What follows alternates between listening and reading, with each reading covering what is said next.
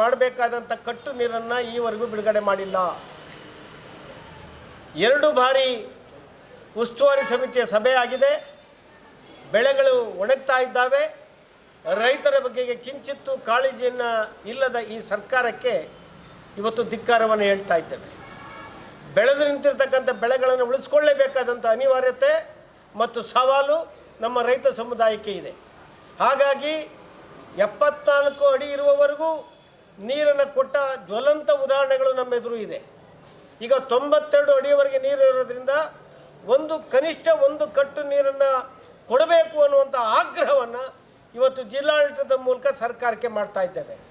ಸರ್ಕಾರ ಕೂಡಲೇ ಒಬ್ಬ ನೀರಾವರಿ ಸಚಿವರು ನೇಮಕ ಮಾಡಿದ್ದಾರಲ್ಲ, ಅವ್ರನ್ನ ಮಂಡ್ಯಕ್ಕೆ ಕಳಿಸ್ಕೊಡ್ಬೇಕು. ಮಂಡ್ಯದ ರೈತರ ಅಹವಾಲನ್ನು ಆ ನೀರಾವರಿ ಸಚಿವರು ಕೇಳಬೇಕು. ಉಸ್ತುವಾರಿ ಸಚಿವರು ಹೌದು, ನೀರಾವರಿ ಸಚಿವರು ಹೌದು.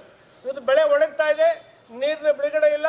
ಕಳೆದ 8 ದಿನಗಳಿಂದ ಹೋರಾಟ ನಡೀತಾ ಇದೆ. ವಿಶೇಷವಾಗಿ ಮೊನ್ನೆಯಿಂದ ರೈತರು ಅಹೋರಾತ್ರಿ ಧರಣಿಯನ್ನು ನಡೆಸ್ತಾ ಇದ್ದಾರೆ ನೀರಿಗಾಗಿ. ಇಂಥ ಸಂದರ್ಭ ಯಾವತ್ತೂ ಬಂದಿರಲಿಲ್ಲ.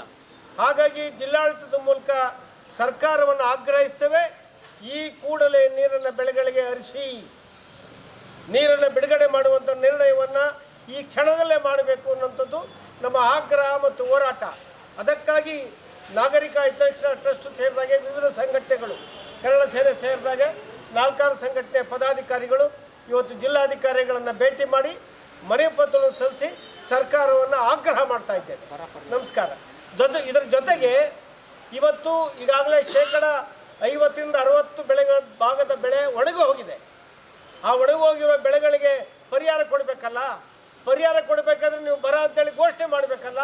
ಯಾಕೆಂದರೆ ಖುಷ್ಕಿ ಪ್ರದೇಶದಲ್ಲಿ ಯಾವ ಬೆಳೆಯನ್ನು ಒಡ್ಲಿಕ್ಕೆ ಆಗಲಿಲ್ಲ. ನೀರಾವರಿ ಭಾಗದಲ್ಲಿ ಮಾತ್ರ ಇನ್ನು 40-50 ಭಾಗ ಬೆಳೆ ನಿಂತಿದೆ, ಉಳಿದದ್ದು ಒಣಗೋಗಿದೆ. ಈ ಹಿನ್ನೆಲೆಯಲ್ಲಿ ಬರಪೀಡಿತ ಪ್ರದೇಶ ಅಂತೇಳಿ ಘೋಷಣೆ ಮಾಡಿ ಜನರಿಗೆ ಬೆಳೆ ಪರಿಹಾರ ಕೊಡುವಂಥ ನಿರ್ಣಯವನ್ನು ಮಾಡಬೇಕು ಅನ್ನೋಂಥದ್ದು ನಮ್ಮೆಲ್ಲರ ಆಗ್ರಹ ಆಗಿದೆ. ನಮಸ್ಕಾರ.